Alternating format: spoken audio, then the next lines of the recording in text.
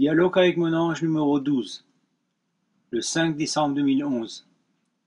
Les aventures de G. Noël dans le Vaucluse et les lois de l'univers. Cela fait plus d'un mois que je suis arrivée dans le Vaucluse et beaucoup de choses se sont passées depuis. J'ai été guidée par des synchronicités extraordinaires pour aller là où j'avais peur d'aller. À contre-cœur, je suis partie de Rennes-les-Bains en affrontant la grande tempête qui avait noyé une bonne partie du sud de la France.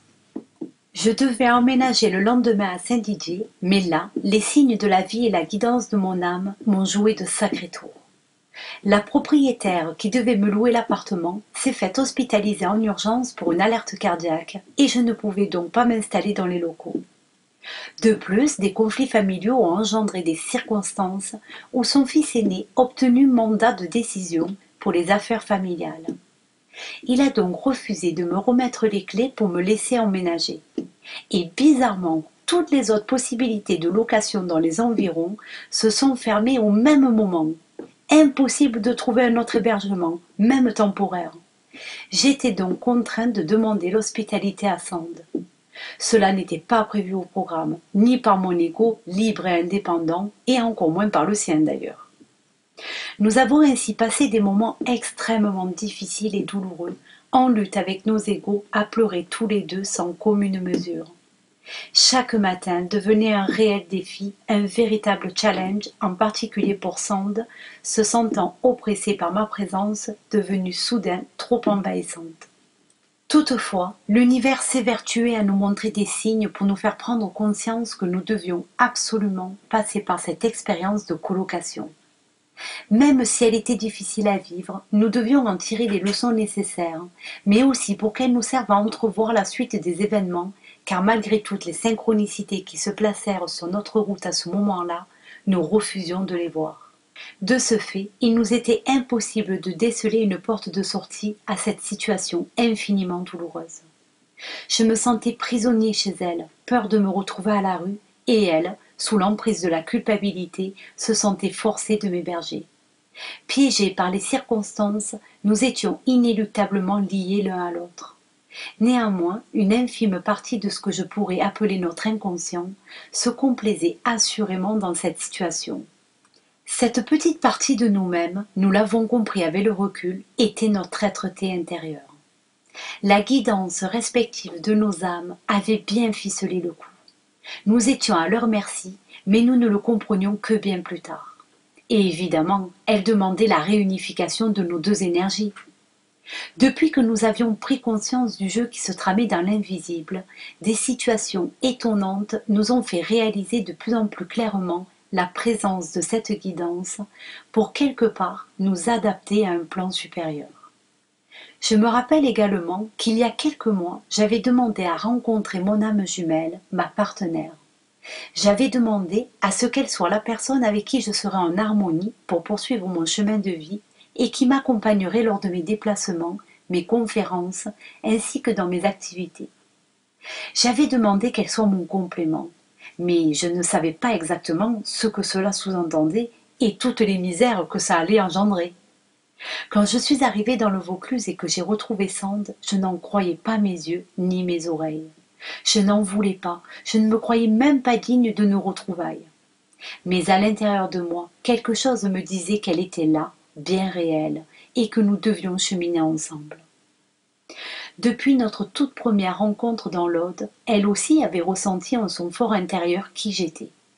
Elle avait même quelque part pressenti tous les événements qui allaient s'enchaîner jusqu'à mon déménagement et bien plus encore.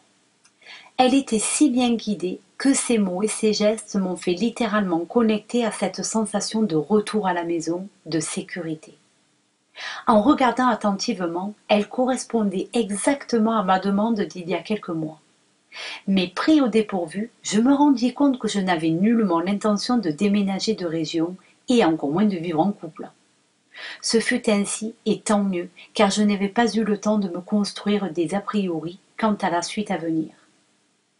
Je réalise aujourd'hui en écrivant ces lignes que je n'avais pas fait de demande avec une attente précise, mais j'avais simplement demandé à ma guidance de mettre sur mon chemin une personne pour qu'on chemine ensemble. Je n'avais nulle attente, ni par rapport à son physique, ni par rapport au moment de la rencontre, ni par rapport à un lieu d'habitation, ni par rapport à tout le reste évidemment. Je m'en suis simplement remis à mon soi supérieur Génaël et au grand plan, puisque je n'avais déjà aucun doute d'être guidée. N'ayant aucune idée de mon avenir, je me croyais en sécurité dans ce cocon que je m'étais construit dans l'Aude, tandis que Sand avait déjà entrevu la chronologie des événements futurs. Mais elle aussi ne réalisa les conséquences et les invraisemblables conjonctures qui menèrent à notre rocambolesque cohabitation que lorsque nous y étions noyés jusqu'au cou. De son côté, elle a été forcée à accepter de lâcher ses croyances, ses tabous, ses peurs, ses habitudes, les qu'en dira-t-on de sa famille et de ses amis. Rencontrer un conjoint forcé, de 18 ans son aîné, l'a profondément perturbée. De plus, il n'avait pas du tout le physique qu'elle s'imaginait. Elle aussi avait fait la demande à l'univers de rencontrer un homme qui soit aligné sur la fréquence vibratoire de son âme. Un homme qui encouragerait sa liberté d'être, qui l'aiderait à se révéler à elle-même et surtout qui l'accepterait telle qu'elle est. Mais ce genre d'homme ne court pas les rues. C'est ainsi qu'à travers la magie de la vie, et malgré des tonnes de résistance de part et d'autre, nos deux âmes se sont reconnues puis acceptées afin de commencer à cheminer ensemble. Peu à peu, nos égos se sont pliés à la guidance insistante de notre être-té. À travers des synchronicités manifestes, notre rencontre nous apparaît désormais d'une telle évidence que nous envisageons d'œuvrer plus loin. Nous nous sommes aperçus qu'en synergie, nos deux énergies formaient un potentiel inébranlable. Nos deux âmes se seraient-elles enfin retrouvées pour se faire? Aujourd'hui, j'ai posé la question à mon soi futur, celui que j'appelle l'ange. Sa réponse est pour les quêteurs, souvent fatigués par la solitude et dépités par cette interminable attente. Peut-être que dernièrement, certains d'entre eux ont, comme moi, demandé à retrouver leur complément d'âme incarnée. Comment les lois de l'univers se manifestent-elles et comment peut-on être en accord avec elles? Que ressens-tu lorsque tu désires avec ta pensée égo et comment te sens-tu lorsque ta demande est en harmonie avec ton être intérieur? Perçois-tu une différence? Les lois de l'univers régissent ta vie et je te révèle également qu'elles dirigent toutes les incarnations de l'âme dans les différentes densités. Dans votre monde de troisième densité, la plus manifeste des lois est celle de la dualité. La dualité autorise le jugement et admet de faire l'expérience de l'ego. La loi du un consent l'expérience de l'unité. Au niveau extrême, la loi du un régit ce qui est. Elle est manifestation de la conscience de la source. Les lois de l'univers sont pour ainsi dire hiérarchisées pour pouvoir s'appliquer selon les densités d'existence. Dans votre densité, ne confondez-vous pas, par exemple, la loi d'attraction avec celle de l'intention et du désir? Je vous invite à y réfléchir. En cette fin des temps, l'évolution de l'humanité arrive à son paroxysme et selon la loi du libre arbitre, elle doit faire un choix. Ce choix est une conséquence de la loi de la dualité, le bien et le mal. Pas de dualité, pas de libre arbitre. Dans la loi de l'un, l'amour est l'essence du tout. Elle est la seule qui n'est pas polarisée. Elle recèle donc à la fois la réalité unifiée du bien et du mal. D'autres lois dans l'univers, par exemple la loi du karma ou loi de cause à effet, découlent de cette loi de dualité. Il existe une multitude de degrés aux lois universelles, ceci en fonction du niveau de la conscience et de la vibration de l'être qui les expérimente. Ces lois ne sont pas toujours immuables, mais elles évoluent en fonction de la conscience de votre être-té multidimensionnel. Cette dernière peut même faire l'expérience sur d'autres lignes temporelles de certaines de ces lois à des fréquences plus élevées. Ceci afin d'autoriser l'âme à prendre un raccourci pendant son difficile cheminement humain. Vous pouvez percevoir ce raccourci dans votre temps terrestre comme une sensation de cumul d'expériences dramatiques qui en définitive ne sont que pour vous aider à résoudre vos programmes d'incarnation karmique les plus difficiles et retrouver plus facilement votre vraie dimension d'être.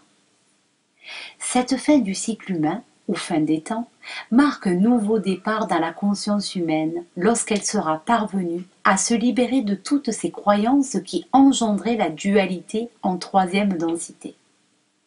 Car les croyances sont généralement antinomiques aux lois de l'univers. La nouvelle conscience à venir sera basée sur la loi de la réunification, la loi de l'évolution, la loi de l'un. En transcendant l'ego du petit soi, le je veux, je ne veux pas, vous avez utilisé consciemment la loi du libre arbitre en acceptant d'associer vos polarités pour rester en accord avec la loi du un. Car vous aviez tous deux le choix de refuser les expériences qui vous étaient proposées par la guidance de vos âmes. Toutefois, vous les avez acceptées et en avez tiré le leçon. Alors, ce que la plupart des gens confondent avec la loi d'attraction est tout bonnement la loi de l'intention.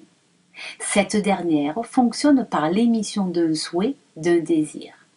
Elle ne demande pas à poser un acte, faire en sorte que votre souhait se manifeste. Elle est simplement une demande, une requête intérieure. Cela dit, poser un acte est tout à fait louable, mais selon une conscience limitée, poser un acte signifie faire, et faire repose sur les fondements de la dualité propre à la troisième densité. Faire, c'est vouloir créer ce qui n'existe pas encore, mais vous découvrirez bientôt que vous devriez toujours être avant de vouloir faire, car la loi d'attraction est magnétique. Dans votre dimension d'existence, si vous voulez quelque chose, c'est que vous voulez quelque chose pour vous, pour votre petit soi, pour votre bien, ou à la rigueur pour le bien de l'autre.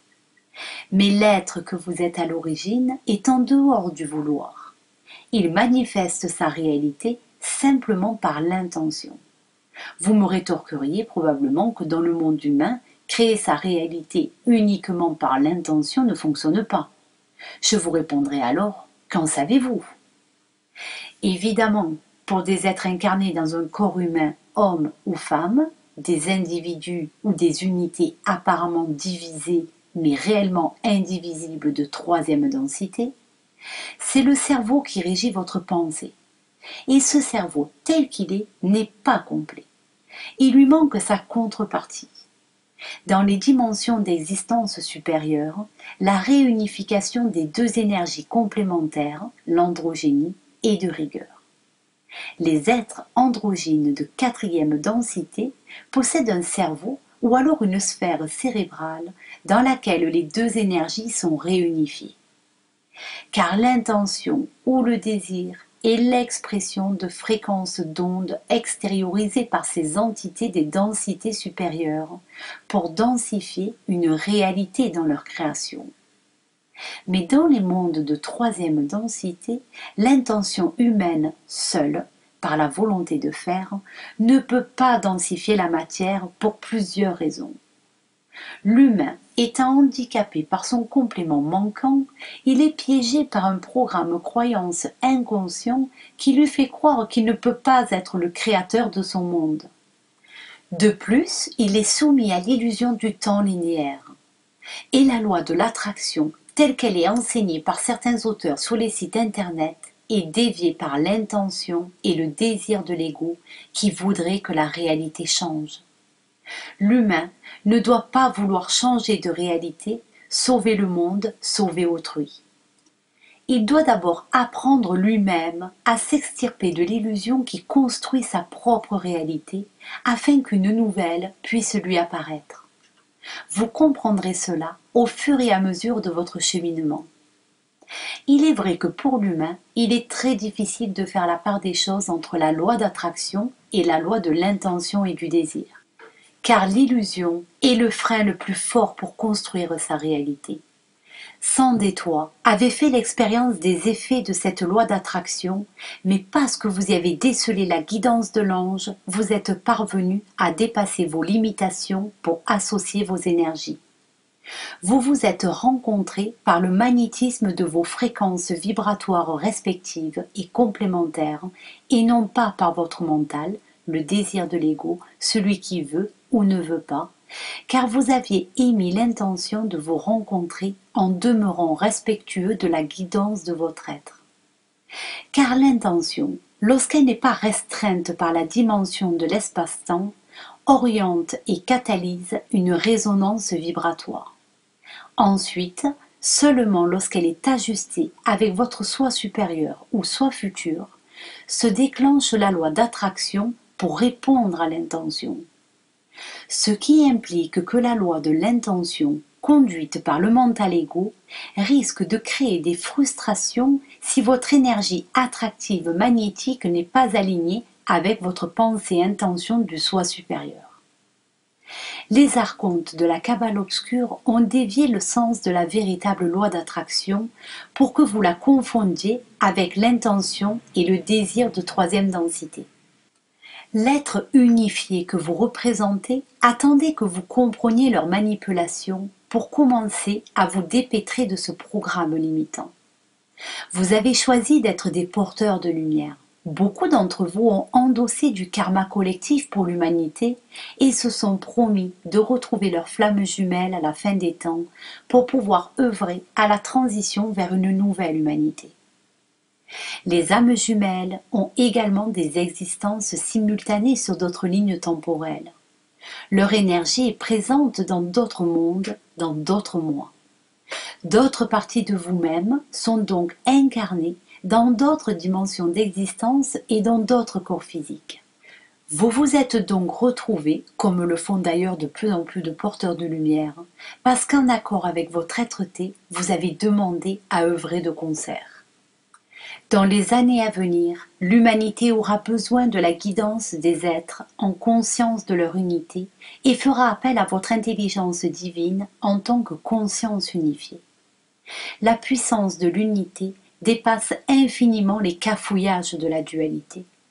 Il restera néanmoins une majorité d'êtres qui choisiront de continuer l'expérience de la séparation. Ceux-ci le choix de leur âme, car ils doivent continuer leur cycle karmique sur la terre, dans les dimensions plus denses. Au plus profond de votre être, la conscience de la loi de l'un, telle une braise, est encore bien ardente. La rencontre du féminin et du masculin sacré, unité de conscience complète qui ralluma cette braise, était pour vous d'une importance capitale. Je vous parle donc en tant qu'être provenant de cette unité. Je suis l'être unifié que vous représentez et que vous appelez flamme jumelle. Cette flamme renaîtra de ses braises. Elle s'éveillera par un feu ardent qui éclairera l'avenir. Car le vent de la nouvelle terre a désormais rallumé les braises. La loi de l'un régit dorénavant l'unité du masculin et du féminin. En cette fin des temps, l'être que vous étiez à l'origine, celui que vous êtes et celui qui sera, régnera à nouveau sur sa création. Car la nouvelle terre sacre les retrouvailles des deux énergies primordiales qui ont engendré la dualité. Tout comme la nouvelle terre, ces dernières vibrent déjà en cinquième densité. Elles vibrent dans l'unité, elles vibrent dans l'équilibre, elles vibrent dans l'amour. Moi je suis toi et je suis vous. Je vous remercie d'avoir eu le courage et la force d'aller au-delà de vos peurs et d'avoir fait le choix de vous réunifier. Merci d'avoir osé poser pied dans les fréquences de la nouvelle terre. Les lois spirituelles de l'univers les plus importantes. La loi du un, la loi de l'unité. Tout est une seule chose, une unité. Nous sommes tous des âmes uniques mais similaires, reliées par cette unité au-delà des apparences. La loi de l'esprit. Les pensées sont de l'énergie en mouvement. Ces pensées énergies sont les formes qui créent nos réalités. L'esprit est une entité magnétique qui conduit la cohésion des énergies de pensée. La loi de la dualité. Le jugement apparaît quand nous pensons en termes de beau, laid, bien, mal, grand, petit.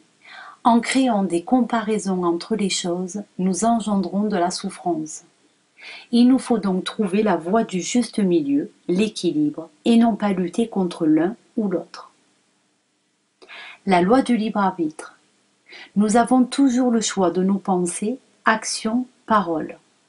Nous sommes donc toujours décideurs et créateurs de notre réalité, et cela à chaque instant, même si nous ne le savons pas. La loi du donner et du recevoir. Ce que nous donnons nous revient. Plus nous donnons, plus nous recevons. Mais si nous donnons plus pour recevoir plus, cette loi devient caduque. La loi de l'attraction. Nous attirons à nous ce à quoi nous croyons et pensons. Mais nous attirons aussi ce que nous ne voulons pas, parce que tout ce à quoi nous résistons persiste. Nous attirons donc à nous ce que nous vibrons. La loi de l'abondance. Toute énergie est disponible dans l'univers. Dans la nature, il y en a pour tous. Tout est là, en abondance. Mais si nous en abusons plus que nécessaire, c'est l'univers qui nous la reprend. Toutefois, dans l'actuelle configuration du monde humain, les richesses sont à rééquilibrer. La loi de la permanence et de l'impermanence. Rien n'est définitif, tout change, car tout est en perpétuelle évolution. La seule constante, c'est le changement. Tout a un début, un milieu et une fin. Ce cycle se perpétue continuellement. C'est pourquoi l'humanité arrivant à sa fin, elle va pouvoir renaître dans une nouvelle réalité d'existence. La loi de l'intention et du désir. L'intention est une énergie qui magnétise ou fige ce que nous désirons. Elle lui donne une forme, une image. Nous pouvons aussi l'appeler l'imagination. Nous ne pouvons donc pas changer l'autre ou changer les choses pour autrui, mais nous pouvons changer notre regard, notre attitude, nos pensées sur ce qui nous entoure et simplement désirer le meilleur pour tous. La loi du détachement ou du non-attachement. Que l'on aime ou haïsse, nous sommes toujours en lien avec autrui ou quelque chose. Nous devons donc toujours nous poser une seule question. Pourquoi j'aime ou je hais? Chercher l'amour inconditionnel, c'est d'abord se poser cette question pour nous ouvrir à de nouvelles perspectives. En acceptant nos différences, nous pouvons apprendre d'elles. La loi du moindre effort. Nous devons mettre dans nos actions l'effort juste, ni trop, ni pas assez pour ne pas retomber dans un fonctionnement égotique. La loi du moment présent ou dharma. C'est ici et maintenant que les choses se passent. Le futur et le passé n'existent que dans nos croyances humaines et constituent l'illusion qui régit l'éternel présent ou le non-temps. Revenir toujours dans le présent nous fait retrouver notre pouvoir et notre puissance personnelle, notre souveraineté. La loi de la transformation ou de la réincarnation. Tout se transforme et rien ne se perd. Nous, humains, sommes en constante évolution. À la fin d'une vie, une partie de nous retourne à la poussière, l'autre retourne à la lumière, et ceci sans fin. La loi du karma ou loi de cause à effet. Ce que nous émettons en pensée ou en acte a toujours un impact. Nous sommes donc responsables de tout ce que nous émettons. Émettre des pensées, qu'elles soient positives ou négatives, c'est simplement émettre une énergie. Contrairement aux croyances populaires, émettre des pensées positives ne générera pas forcément des résultats positifs, mais amplifiera l'énergie préexistante. C'est pour cette raison que le monde actuel court à sa perte, car beaucoup trop d'humains, ignorant des lois de l'univers, persistent à envoyer de l'énergie, soi-disant de l'énergie d'amour, en un monde qui depuis longtemps est déjà en perdition. Transmis par Genaël en co-création avec Sand.